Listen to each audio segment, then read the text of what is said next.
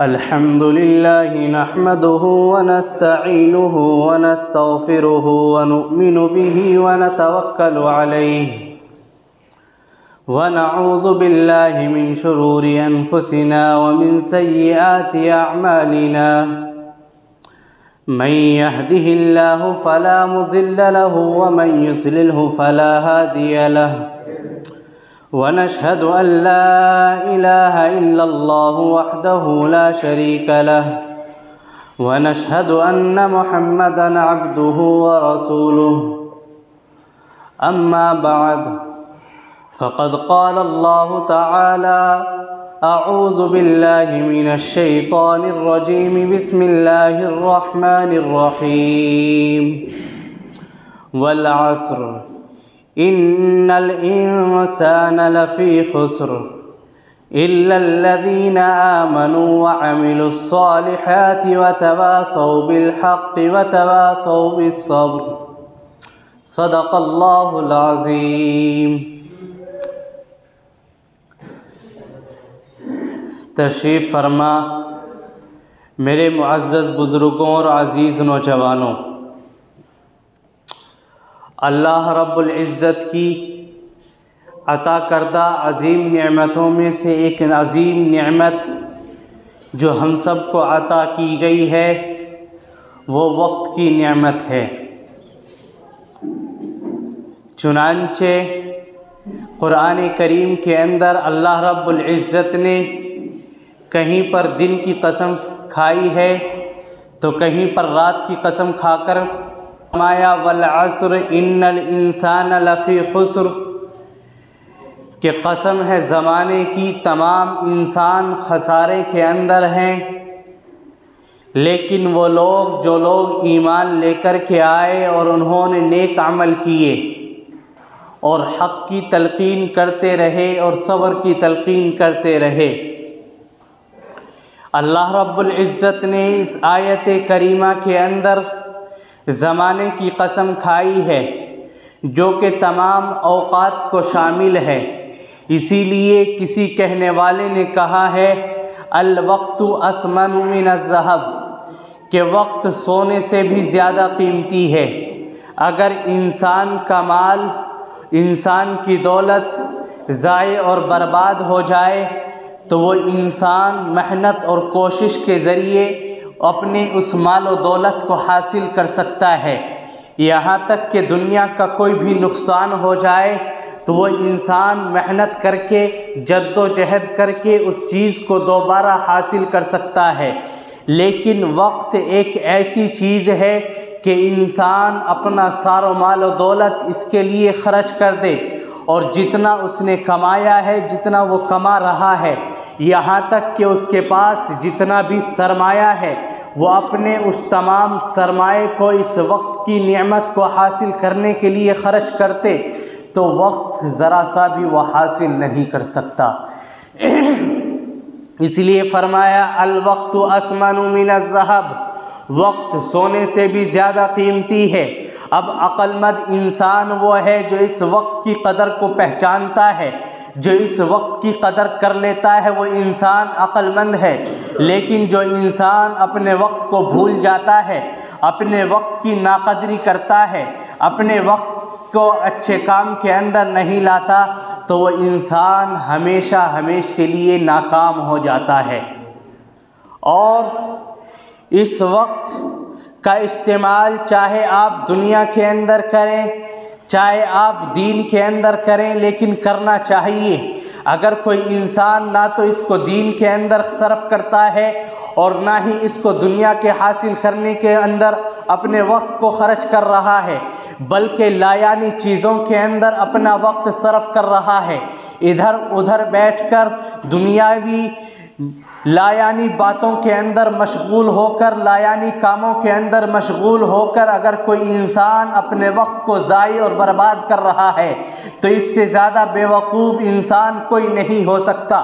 اس لیے کہ اللہ کے نبی صلی اللہ علیہ وسلم نے ارشاد فرمایا من حسن اسلام المرء ترکہ ما لا یعنی، انسان کی اسلام کی خوبی میں سے یہ ہے، اس کے اچھا ہونے کی خوبی یہ ہے کہ وہ لا یعنی چیزوں کو چھوڑ دے، وہ چیزیں جو اس کے دین کو نقصان پہنچانے والی ہوں، وہ تمام چیزیں جو اس کی دنیا کو برباد کرنے والی ہو۔ اگر اللہ نے آپ کو اسلام کی دولت سے نوازا ہے تو آپ کے اندر یہ خوبی ہونی چاہیے کہ آپ کا وقت کہیں بھی برباد نہ ہو۔ وہ لا یعنی چیز چاہے آپ کے دین کے اندر ہو، چاہے دنیا کے کاموں کے اندر ہو، کوئی سی بھی لائن ہو، دین کی ہو، دنیا کی بھی ہو، کسی بھی لائن کے اندر آپ کو لا یعنی چیزوں کو اختیار نہیں کرنا ہے۔ لا یعنی کہتے ہیں بیکار چیزوں کو، جن کے کوئی معنی نہ ہو، جن کا کوئی مطلب نہ ہو، جس چیز سے انسان کو کوئی فائدہ نہ ہوتا ہو۔ آج ہم اور آپ صبح سے لے کر شام تک کی زندگی گزار رہے ہیں، لیکن وہ شام تک کی زندگی ہمیں معلوم نہیں کہ کس طریقے سے گزر جاتی ہے۔ نہ ہم نے اس پورے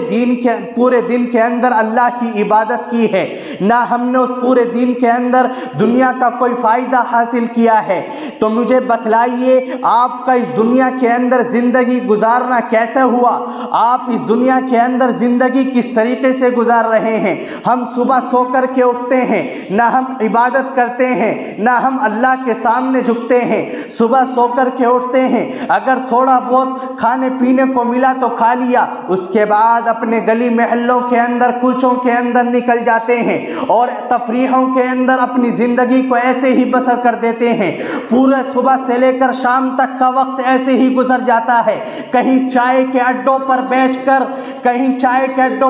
کر اور کہیں ٹی ویوں کے سامنے بیٹھ کر ہم اپنے آپ کو، اپنے وقت کو ایسے برباد کر رہے ہیں جیسے ہمیں معلوم ہی نہ ہو کہ ہمارے پاس کوئی نعمت ہے۔ اللہ نے ہمیں ایک وقت کی نعمت بھی دی ہے۔ میرے دوستو، یاد رکھیے، اللہ کے نبی صلی اللہ علیہ وسلم نے ارشاد فرمایا، اغتنم خمسا قبل خمس، کہ 5 چیزوں سے پہلے غنیمت جان لو۔ نمبر 1، اللہ نے آپ کو آج جوانی دی ہے، اس جوانی کو اپنے بڑھاپے سے پہلے غنیمت جان لو۔ آج ہمارے پاس جوانی ہے، آج ہمارے پاس طاقت ہے، آج ہم نوجوان ہیں تو ہمیں یہ محسوس ہوتا ہے کہ ہم ہمیشہ جوان رہیں گے، لیکن یاد رکھیے، اس جوانی کے بعد صرف 2 چیزوں سے آپ کا واسطہ پڑ سکتا ہے، تیسری چیز آپ سے مخاطب نہیں ہوگی۔ 2 چیزیں، یا تو آپ کو موت آنے والی ہے اس جوانی کے بعد، یا تو آپ کو موت آ پکڑے گی، یا اس جوانی کے بعد آپ کو بڑھاپا آ جائے گا۔ تیسری چیز ہرگز نہیں آنے والی۔ اس لیے فرمایا، اپنی جوانی کو اپنے بڑھاپے سے پہلے غنیمت جان لو۔ دوسری چیز فرمائی کہ اپنی تندرستی کو اپنی بیماری سے پہلے غنیمت جانو۔ آج اللہ نے آپ کو صحت اور تندرست بنایا ہے، آپ طاقت کے اندر خوب بالا ہیں، لیکن یاد رکھیے، اس طاقت کے بعد آپ کے پاس کمزوری آنے والی ہے۔ ہو سکتا ہے کہ اس طاقت کے بعد آپ کے پاس کوئی بیماری آ جائے، ہو سکتا ہے کہ آپ کی تندرستی کے بعد کے آنے والے لمحات آپ کو بیماری کے اندر گھیر لیں، اور ایسا بھی ہو سکتا ہے کہ آپ کی تندرستی کے بعد آنے والے لمحات آپ کو موت کا سامنا کرا دیں۔ اس لیے کہ آپ نے دیکھا اچھے نوجوان، اچھے پہلوان، جن کی طاقت کا بول بالا اور چاروں طرف لوگ ان کو دیکھ کر ڈرنے والے، موت نے ان کو کیسی کم عمری کے عالم میں آ دبوچا، ان کی بیوی بیوہ رہ گئی اور بچے تڑپتے رہ گئے، اور معاشرہ احساس کرتے ہوئے رہ گیا کہ فلاں نوجوان اتنا طاقتور تھا، اتنا بڑا پہلوان تھا۔ لیکن یاد رکھیے، جب اللہ کی جانب سے بیماری آتی ہے، جب اللہ کی جانب سے موت کا حکم آ جاتا ہے، تو نہ وہ کسی پہلوان کو دیکھتی ہے، نہ کسی طاقتور کو دیکھتی ہے، اور نہ وہ کسی جوان کو دیکھتی ہے۔ اس لیے اے انسان، اگر تو کامیابی حاصل کرنا چاہتا ہے تو ان تمام چیزوں کے اندر غور و فکر کر لے، اپنی جوانی کو اپنے بڑھاپے سے پہلے غنیمت جان لے، اپنی تندرستی کو اپنے بیماری سے پہلے غنیمت جان لے۔ اور دوسری چیز فرمایا کہ اپنی زندگی کو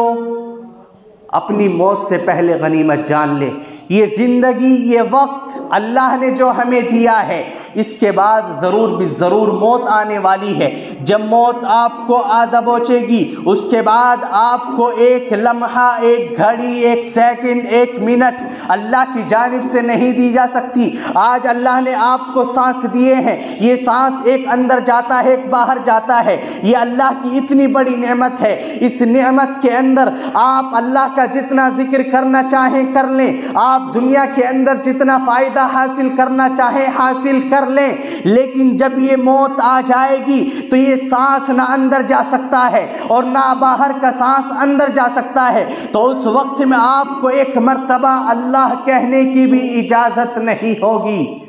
اس وقت میں ایک مرتبہ اللہ کہنے کی بھی اجازت نہیں ہوگی۔ اور ایک چیز بیان فرمائی اللہ کے نبی نے کہ اپنی مالداری کو فقیری سے پہلے غنیمت سمجھ لو۔ آج اللہ نے آپ کو مال دیا ہے، آج اللہ نے آپ کو دولت دی ہے، یاد رکھیے اس کے بعد میں فقیری بھی آ سکتی ہے، اس کے بعد میں آپ کو مانگنا بھی پڑ سکتا ہے، اس لیے کہ میرا اور آپ کا مشاہدہ ہے اس دنیا کے اندر اپنے آپ کو مالدار کہلانے والے، اپنے آپ کو خوب مال و دولت کے اندر گھمنڈ کرنے والے، ایک دن ان کا یہ آیا کہ وہ لوگوں کے سامنے کٹورا لیتے ہوئے نظر آئے۔ اس لیے کہ میرے دوستو یاد رکھیے، میں اور آپ اس ماں کے پیٹ سے ننگے پیدا ہوئے تھے، نہ آپ کے پاس مال اور دولت تھی، نہ اس فقیر اور غریب کے پاس مال اور دولت تھی۔ یہ اللہ کا فضل اور اللہ کا کرم ہے کہ اس نے تمہیں کروڑ پتی اور لکھ پتی بنا دیا، اس نے تمہیں مالدار بنا دیا، اور ایک انسان وہ بھی اسی ماں کے پیٹ سے آپ کی طرح ننگا پیدا ہوا تھا اور اللہ نے اسے غریب اور فقیر بنایا۔ وہ معاشرے کے اندر بھیک مانگتا ہے اور ایک طرف آپ معاشرے کے اندر خوب عزت دار آدمی ہے، معاشرے کے اندر آپ ایک مالدار آدمی ہے۔ اس کے اندر میرا اور آپ کا کوئی کمال نہیں ہے، یہ صرف اور صرف اللہ رب العزت کا فضل اور احسان ہے، اس مالک، اس رب ذوالجلال کا فضل عظیم ہے۔ اگر وہ چاہے تو ہماری اس مال و دولت کو چھین کر ہم کو بھی بھکاری بنا سکتا ہے۔ اس لیے اللہ کے نبی نے فرمایا کہ اپنی اس مالداری کو فقیری اور غریبی اور لاچاری کے آنے سے پہلے غنیمت سمجھ لو، اس مالداری کے ذریعے اپنے وقت کو کامیاب بنا لو۔ اگر آپ کے پاس وقت ہے اور دوسری طرف اللہ نے آپ کو جوانی بھی دی ہے، تیسری طرف اللہ نے آپ کو صحت بھی دی ہے، چوتھی طرف اللہ نے آپ کو زندگی بھی دی ہے، تو اس زندگی کے ذریعے، اس مال کے ذریعے، اس تندرستی کے ذریعے اور اس جوانی کے ذریعے اپنے اس وقت کو کامیاب بنا لیجئے۔ اور ایک آخری چیز اللہ کے نبی نے بیان فرمائی کہ عن صحتک عن قبل شغلک، کہ اپنی تندرستی کو، اپنی صحت کو، اپنی فراغت وقت کو مشغولی سے پہلے غنیمت سمجھ لو۔ آج ہمارے پاس کوئی کام نہیں ہے، بچے ہمارے جوان ہیں، اولاد ہماری کمانے والی ہے، ہم گھر کے اندر بالکل تمام کاموں سے فارغ بیٹھے ہوئے ہیں، تو یہ بھی اللہ کی ایک نعمت ہے۔ اپنی اس مشغولی کے آنے سے پہلے اپنی اس فراغت وقت کو اللہ کی جانب سے ایک نعمت سمجھ کر اس کو فائدے کے اندر اٹھا لو، اس لیے کہ جب مشغولی آ جائے گی تو آپ نہ عبادت کر سکتے ہیں، نہ آپ دنیاوی کوئی فائدہ حاصل کر سکتے ہیں۔ اگر اللہ نے آپ کو دنیاوی کاموں سے مہلت دی ہے تو عبادتوں کے اندر مشغول ہو جائیے، اللہ کو راضی کر لیجئے، اس لیے کہ اگر آپ نے اس دنیا کے اندر اللہ کو راضی کر لیا تو انشاءاللہ ضرور بھی ضرور آخرت کے اندر بھی کوئی دشواری نہیں ہوگی۔ اور ہم اور آپ کیا سمجھتے ہیں یہ عمر ایسے ہی گزر رہی ہے؟ کیا اس عمر کے بارے میں سوال نہیں ہوگا؟ اللہ کے نبی صلی اللہ علیہ وسلم نے ارشاد فرمایا کہ قیامت کے میدان میں اللہ رب العزت سوال کریں گے ان عمرہ فیما افنا، کہ ہم نے تجھے ایک عمر دی تھی، ہم نے تجھے ایک زندگی دی تھی، اس عمر کو تو نے کہاں پر ضائع و برباد کر دیا؟ ہم نے تجھے جوانی دی تھی، تو نے اس جوانی کو کہاں پر برباد کر دیا؟